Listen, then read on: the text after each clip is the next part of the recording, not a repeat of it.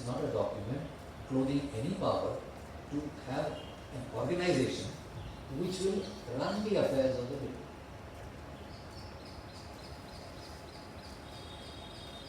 More than that, this is the traditional view, run the affairs of the building, because all of us thought collectively, since we have got that undivided UDS, therefore we are all the owners and the matter ends there. So RERA is the product of all the problems that have been there over the years. It has come about as a solution to that problem.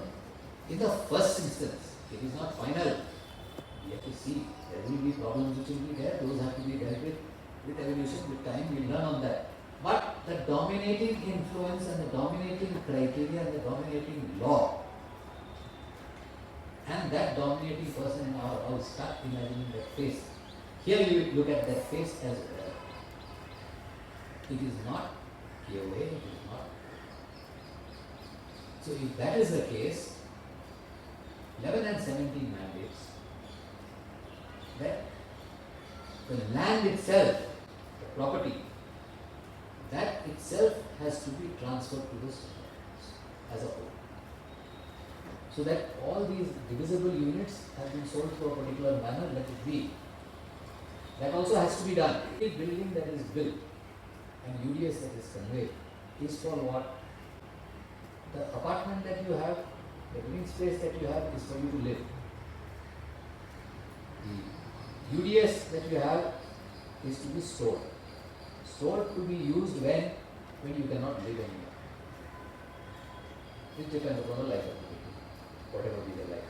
At the end of the life of the building, for which you have your depreciation fund, isn't it? Sinking fund, some call it that. With different names it is there. Why do you have that? Once upon a time in the future, when that happens, you will have to once again rebuild your building. So at that time, how do you get together and do it? You are all having undivided shares. But if that is put and vested in a body corporate, in any case you would have noticed that this share cannot be sold separate from the living space, from your apartment. That clause, I'm sure you all remember that. So, yes. So, the whole idea now is that whole unit which is remaining in either the developer or the landowner who has done the JV with the developer, RERA, having found all these issues as a problem, says convey to a body corporate of the land owners, the flat owners. So if the flat owners have to get it, they need if you are to receive something, you need a crucible, something in your hand in which it will flow. Whatever is going to be put by the manufacturer, let us put it that way. So you need something in which it has to fall in. Your hands are all there, all of you holding your respective flats. But the land, for that a crucible, a common crucible, a hundi. I will give you that. For all of you, that is the hundi. And in that your title will vest for the entire building. So when title has to vest somewhere and your maintenance worries and maintenance action is to be taken by an organization, what RERA does is it sanitizes the two and merges the two into one. It says there should be a one. Why should there be two? Your ownership and that society also are two. Your UDS and that.